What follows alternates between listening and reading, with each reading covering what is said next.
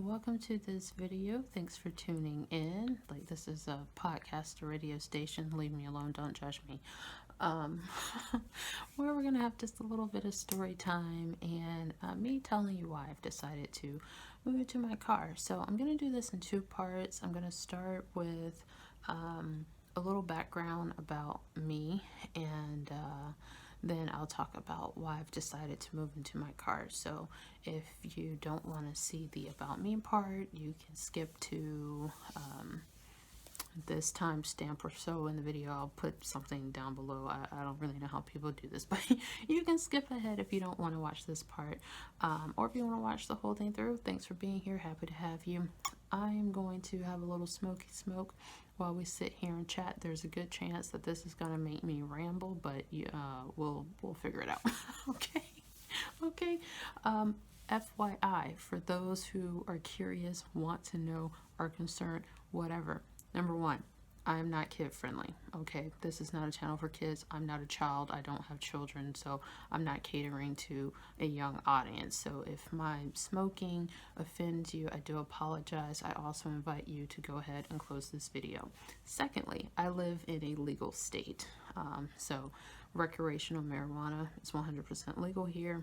I'm not breaking any laws by doing this. YouTube may not appreciate it, but I'm not here for YouTube. I'm here for me, and I'm here for those of you who would like to watch me. So welcome, and let's get started. I like matches. I mean, I like lighters too, but I like matches. Watch my smoke alarm go off. Okay, so if you got it, smoke it.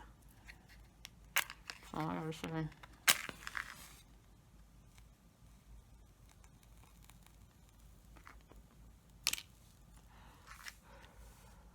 For those of you who are wondering, this is a natural cotton-based cellulose rolling paper. I don't know if you can really see that. Does that help? I don't know if it helps when people do that. But you can just see all the pretty flower in there. I think it's great, and it burns a long time. Anyway, so a little bit about me. I am a super liberal, non-conservative, largely non-conformist individual. I love experimenting and trying things differently. Instead of doing what everyone else is doing, I'm gonna go the lesser known route. That's always the way I've been. Don't ask me why. I don't have a very suitable answer for you, other than to say I've always been the oddball in my family growing up. I grew up in a very conservative, strict Christian household, Jehovah's Witnesses specifically, in case you're wondering. And clearly I am nothing like them at this point in my life. And that's okay. I don't regret being raised that way. I think being raised and that kind of household gave me, the number one thing I can say has given me is a massive sense of integrity. I am you don't have to worry about me doing anything to you type situation. You don't have to worry about me taking anything from you.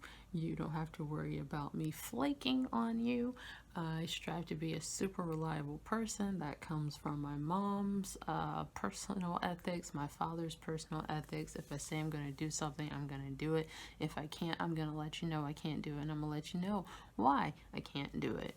If I say I'm going to do something, I'm going to do it. I say what I mean, and I mean what I say. So that's the number one kudos I give to them. And the number one takeaway from them would be that, and having manners, and being able to do public speaking, and I don't know. I'm sure they've done a lot of damage too. But I like to focus on the positive when I'm in the mindset to focus on the positive, because trust me, my anxiety lets you know how negative I can be sometimes. Anyhow, that has burned out. So, grew up in a super conservative household. I was always interested in the alternative darkness, as my mom liked to say it. Oh, you're very dark. Okay, there's nothing wrong with being dark. There's light and there's dark. There's balance. We cannot have one without having the other. So all you love and light individuals out there, that's great. I'm happy you're here. I'm happy for you. You do your thing. I personally, that's not me. I mean, I'm not out to hurt nobody, but I'm not all love and light. I'm definitely darkness and horror, terror. Yeah. Anyway. so, I moved out on my own when I was 20 years old. Came from that super strict household. Actually was kicked out of church for this. Specifically the S&M side of this. Not so much this appearance, but what is often on the other side of the appearance as far as the whips and chains go. I couldn't stay away from it, and it got me in trouble, and so I was dismissed from the church. And so from then on, I was on my own, because I had never intermingled with the real world, because witnesses live in a bubble. If you know any true blue witnesses, you know they live in a bubble, or if you grew up as one, you know, if you're not there anymore, you know now that you used to live in a bubble. So with that said, I married literally the first person that I dated. Met this asshole. We got married, was not married very long thanks to his mom. His mom really encouraged me to leave her son. Like, she knew what a horrible person he was and was like, you need to leave him. And so I did. Best thing I could have done. Fast forward from there, and I've just been trying to hack it like everyone else, I guess, is the fair way to put it, as far as, you know, being responsible, getting up, going to work, paying bills, you know, not breaking any major laws, and just doing what people do. Try to have fun when I'm not at work, and try to go to work on time and make a good impression and get a promotion and make more money, and just do what people do. But around 2016 or so, 2016, 2017, I learned about tiny houses and immediately fell in love with them. And from tiny houses, it went to vans, and from vans, it went to RVs. Well, I think it was the other way around. I think it was tiny houses, RVs, vans, cars. And in 2019, I was this close to getting my van. And I decided to move to Texas. I have an older sister who is a relative at this point. She's not my sister, she's a relative, who invited me out to Texas because she was having a really hard time being there. She was there with her husband, but all of our family is here. She moved out there for work and was just having a really hard time not having her personal family there, and feeling kind of isolated and having a hard time making friends and stuff. And because it's just me, you know, I wasn't married anymore, didn't have any children, don't have any children now. I was a perfect candidate to come out there as far as she was concerned, so she would have family, I would have a change of scenery. At that time I was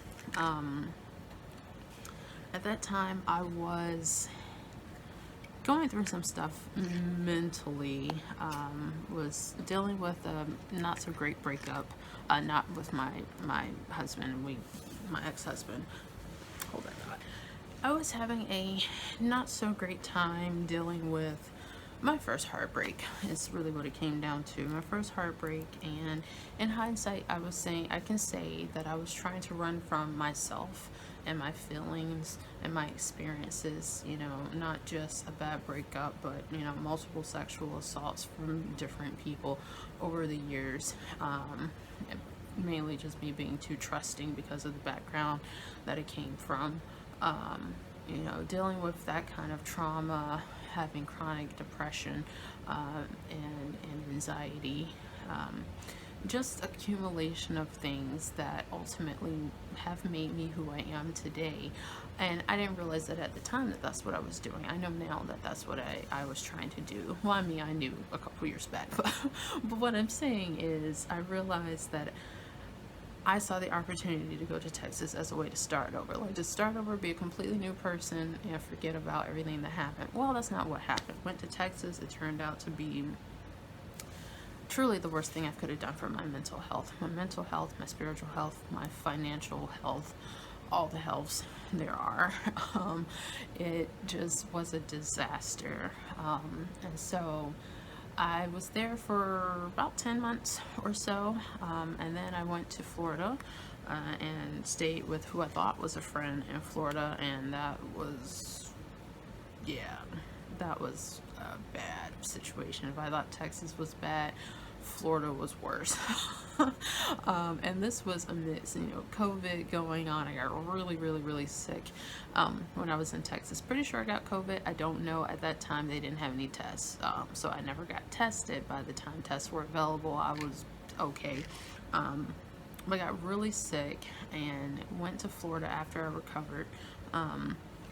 Because I just wasn't hacking it in Texas. I couldn't land a really suitable job to pay all the expenses that I had and get me back on track from being at my relative's house, which had drained my finances completely. I mean, I literally had like 10 cents in my bank account from giving them the little bit of money that I had, because it was either me giving them all the money I had or they were going to put me on the street, which is exactly what they did anyway. I gave them all of my money and they still put me on the street.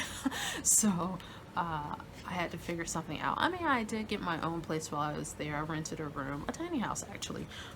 Rented a little tiny house from an awesome lady, Lilia, and just decided, you know what, I think I'm gonna leave. I had said that I had an interview. If I don't land this job, had a great interview, but it's like, if I don't land this job, I was working at Domino's, I wanted to do something different.